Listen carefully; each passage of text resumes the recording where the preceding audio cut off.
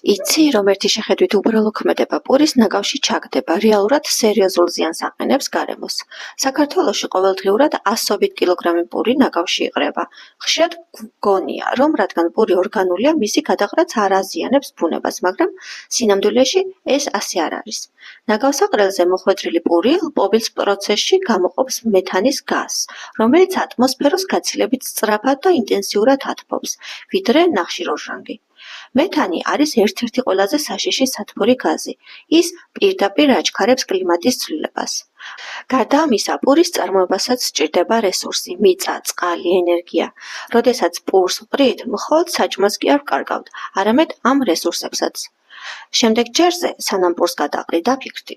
შეგიძლია გააშრო და ძაღლებს ან ფრინველებს მისცე. გამოიყენო საკვები ნარჩენების კომპოსტში.